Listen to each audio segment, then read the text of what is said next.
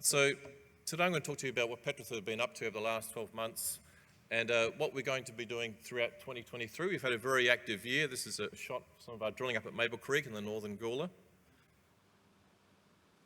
Compliance statements there. There's a lot of JORC information there, so if you have any interest in any of the aspects of today's talk, please go to those references there. Now, a lot of people, when they think of Petratherm, they think, aren't they that geothermal company? And that's right, we were. And I'm going to sort of go back a little bit in time. This is the Paralana drill site in 2009. This is a very large rig, 55 meters, 57 meters high, and at the time this hole was being drilled, we're getting about $1 metre an hour. It's costing $40,000 a day. We want to get to 4,000 metres. So at the time, I'm thinking, perhaps we got ourselves in a little bit deep. But anyway, we got some of the way. But if we go a little bit further back in time, Petratherm was spun out of Minotaur Resources. And on the left there, you can see a little known hole there called Uran-1. They tested a prospect called Uranus prospect. Uran-1, of course, struck a lot of copper, and management at the time quickly decided to change Uranus to Prominent Hill, and that was found by Tony Bulpero, who's on the right there, and Derek Carter, who's Petratherm's chairman, and Hamish Freeman of Oz Minerals. If we go a little bit further back in time, on the right there is a shot of driving to the Comet gold prospect. So in the mid-90s, Minotaur were looking for gold in the northern Gawler, chasing calcrete anomalies, and this is the road to the Comet gold prospect at the time, and you can see it's raining back then in 97.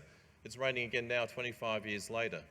So Petratherm have really come full circle. We've gone back to a copper gold and grassroots exploration. We secured the Comet license a few years ago to look for gold, and we ended up finding rare earth, so go figure. So just to summarise where I'll talk today, I'm going to talk about our Comet project on the northern Gawler there. I'll also discuss our Makanipi project, which is a larger northocite complex with some really interesting metal associations. And finally, we'll talk about some of our copper gold stuff up around Woomera there, the Woomera and Arkuna project areas, which I think we've got some really exciting targets moving forward, which we'll be testing in 2023. Now up at Comet, I guess I'm a bit of a calcrete skeptic. Back when we did all that calcrete sampling in the late 90s there, it worked certainly where the calcrete was forming in saprolite, but as soon as you had a bit of cover, that cover acted as a masking effect. So, as soon as you had more than 3 or 4 metres of cover, often that calcrete sample wasn't telling you what was in the bedrock below. So what we did that was a bit different at Petratherm was get a little truck-mounted rig here, the McLeod rig you can see there, and we drilled to the top of the saprolite.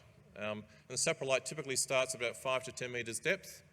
And if you go back and look at all the historical prospects around the northern Gawler, there's always a nice geochemical kick at the top of the saprolite before you go into a leach zone further down into the saprolite zone. So the aim was to drill to the top of the saprolite, about 5 to 10 metres in depth, sometimes about 15 metres, and analyse that looking for gold.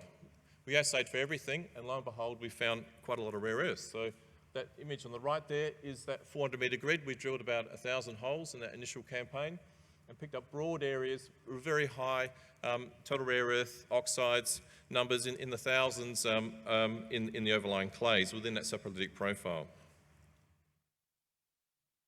Since that time, mid-year, we followed up with air core drilling to blade refusal in the basement there, following up those areas, and we drilled, generally speaking, on a 200 metre scale grid.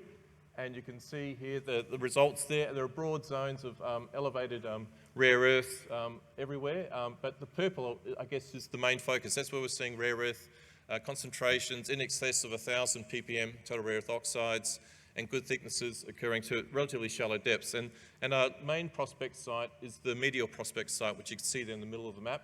We also quite like this new southern zone, which was just drilled just recently, and we're following up as we speak. At Meteor, we're conducting infill drilling as we speak, and this is a close-up of that area there. This is the magnetics you can see underneath the drilling, and you'll see that there's a continuous high-grade zone with rare earths ranging between 1,000 ppm and even up to 4,000 ppm over good thicknesses, starting at about 5 or 6 metres depth and about 10 metres of thickness.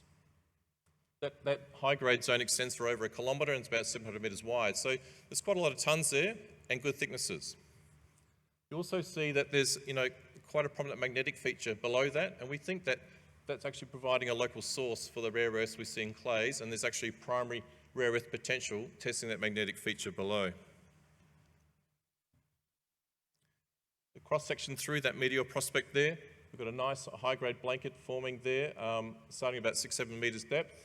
That's the 1,000 ppm total rare earth oxide component. You can see it in red, and the orange is the broader 500 to 1,000 ppm concentration. This is a north-south section. You can see it terminating quite abruptly on the north there. But you can also see increased concentrations in that central zone, and you can see a bit of change in gentle topography, and we wonder, not only are we getting rare earths potentially sourced from the breakdown of the fresh rock below, but also we're seeing a bit of lateral migration of those rare earths as they go into solution and migrate through the groundwater movement in downslope positions, concentrating the rare earths. We've conducted some petrological analysis of the fresher rock below, and we've got a layered sort of intrusive complex there. It's generally mafic to ultramafic, and there are these diuritic units there which are highly elevated in things like rare earth apatites, which I think is very exciting. And we think that this magnetic unit may in fact be equivalent to the Makanipi intrusive complex. It may be about 1870 million years. So there are a number of these intrusive bodies in northern Gaul, and we think that may be driving a lot of the rare earth concentrations that we find in those areas. So as part of this current resource drilling work, we're also drilling deep holes into the fresh rock below to see if there's potential for high-grade rare earths at depth in the fresher rock. To date, we've really only explored on that western side at a comet. We've got a very large holding extending over, close to 2,000 square kilometres.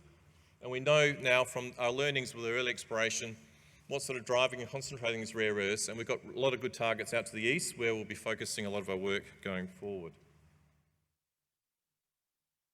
Just moving on to Makanipi. Makanipi is about 40 kilometres sort of southwest of the Comet Project area. The tenement holdings there are over the central anorthosite complex there, the Makanipi anorthosite. If you go back to the historical data, there are elevated rare earths associated with anorthosite. There's high titanium, high iron, high vanadium, high phosphate. It's a really interesting intrusive complex. That's sort of what attracted us to that area, initially for the rare earths, but we see potential for other metals too. This is a magnetic image of that anorthosite complex. You can see the central mafic core up the north there. It's quite magnetic. This is a magnetic image. And this ring-like feature, it's a very complex series of intrusions, and there's also other later mafic differentiated bodies that have also intruded into that sequence. And it's those mafic sequences that are very high in iron, titanium, vanadium, phosphate, those sorts of minerals. And you can see some of the historical drilling that's been done there. Things like TA1, 94 metres at 6.4% titanium dioxide, 25% iron. They never assayed for phosphate, so we don't know what quite happened there. But if you go further south, TCP1, the southwest corner there, very high titanium dioxide, up to 10%. They didn't analyse for phosphate either, but petrological work has shown there's between 7 and 10% apatite there. So we think that there's titanium, phosphate, iron potential. These are large tonnage, bulk commodity type minerals, so very easy to explore. As part of this early generative work, we've gone back to the core library, which is a fantastic facility. There was some drilling done in the 90s by the mines department. We analysed the clays from those rocks in the core library, and those diamonds there are highlighting areas of high rare earths. So we're seeing lots of high rare earths, up to 1,000 ppm in the cover also. So this, I think, is a very exciting area for the company going forward. We'll be testing those mafic bodies for titanium and phosphate ores, but also looking for rare earths next year. So finally, I'd like to talk to you about our copper stuff. We have two large project areas, Woomera and Arkuna, which is really in the heartland of the Olympic domain there. You can see the Carapatinus. This is a residual gravity image, I should say. Carapatinus highlighted, Emmy Bluffs, Oak Dam up the top. Also like to point out that more subtle gravity feature you can see just north of us at Winjabi, which intersected some really interesting copper historically. So we've got a number of targets on our Woomera project area. We're testing traditional iron oxide copper gold systems, but also what we call strata-bound IOCGs. We see a lot of evidence where we're seeing an IGC system forming, but it's actually it's replacing Wallaroo group sediments. It has more of a strata-bound replacement style of look about it rather than being a true breccia. And there are also, of course, potential for copper in the overlying Adelaidean cover. We recently acquired a tenement called Arcuna, just to the south. That's that fuzzy area there. And it's one of the last areas where there hasn't really been any systematic gravity work. So we'll be doing some gravity work there shortly to try and find the definition there to see whether there's great potential there for testing some of those gravity features.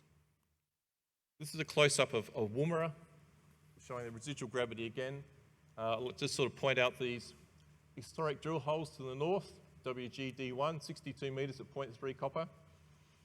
WG017, 42 metres at 0.4, another 9 metres at 0.8, 94 metres at 0.2. Really big, broad zones of copper. This is IOS oxide copper gold style alteration, but it's more of a replacement style, strata-bound style mineralisation rather than a true intrusive breccia. But if you just triangulate between those three historic holes, there's about 500 million tonnes of low-grade copper there at about 0.2, 0.3. So a massive amount of copper has come out of the system. And we think that these residual gravity features extending onto our leases probably represent similar styles of alteration and mineralisation. So we've got a number of these large strata-bound targets. You can see some nice structural control, conjugate fault systems there. And we want to target the faults and these gravity features for the strata-bound style copper-gold mineralisation, which could extend for several kilometres. Down in the southeast corner there, we have our Target 1 IOCG breccia body, which is, when we model that in the gravity, it can only be modelled as a breccia pipe, a typical prominent hill Carapatina type IOCG type system. Here is a 2D gravity model of our Target 1 versus Carapatina. Carapatina's on the left there.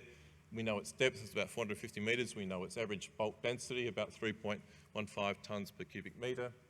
This is Target 1 to the right. We know from the seismic data and other drilling control in that area, it starts at about 1 kilometre. And we get a very nice fit with the Carapatina size body. If we put that down there, in fact, we've actually got to make it a bit denser, about 3.4. So I think this is a very exciting target. The other important feature of this target is you can see some interesting sort of high-frequency bumps to it and an asymmetry to the slope. And the only way you can actually model that, get that model to work, is actually if you put some dense bodies in the overlying cover above. And if you're familiar with the Emmy Bluff deposit, we've got the Emmy Bluff shallows, Elizabeth Creek, strata-bound mineralisation, bottom of the Tapley Hill Formation, but below that you've got the Emmy Bluff Deeps style mineralisation bedrock. So we think there's potentially scavenging of copper from an IOCG system at depth through later periods, and that copper's mobilised up feeder faults and reacted with reactive host rocks. So we have strata-bound targets targeting these high-frequency features above a much deeper IOCG target. This target will be tested, Q2 of next year. This is just an elaboration of this strata-bound style ICG. When you look around, it's actually everywhere. Punt Hill on the left here, found by Monax, I think it's owned by Red Metals now. Broad intervals of strata-bound style copper-gold mineralisations hosted in the whole Wallaroo group. Of course, you've got the Wallaroo mines to hillside. On the right here, Coda Minerals, very similar sort of thing. And what Coda found was that actually when they drilled closer to these structures, they were going from their 0.2, 0.3%, they were getting the 1% and 2% coppers. So I think that's really exciting to see that these feeder systems have potential for higher grade copper. When you model these strata-bound bodies, of course, they have a very subtle gravity response. This is showing the regional gravity with lots of little residual features. So the Winjabi East mineralisation has been modelled there as a very subtle gravity feature against the regional. We have a number of dense bodies occurring in our ground, and there are even some high-frequency features that may indicate copper mineralisation in the overlying strata-bound, in the overlying Adelaidean cover also. So I would argue that there is a case for doing detailed gravity on the Stuart Shelf looking for copper. If you do it, I think you probably get to a reasonable density of maybe 200 metre spacing and look for these residual anomalies. There is scope to actually find, directly target using gravity for shallow copper mineralisation. So just to follow up, We're doing a lot of drilling right now up at Comet. We're drilling out Meteor. We're doing the basement drilling into Meteor. We're doing a lot of exploration drilling, testing targets around. With Woomera and Arcuna, we'll be drilling 3 deep holes there, testing 2 of the stratobound targets, along with target 1, that breccia-style geophysical anomaly. Out at Muckaninny, we're going through heritage work in the next couple of months with the aim of doing drilling out there too next year.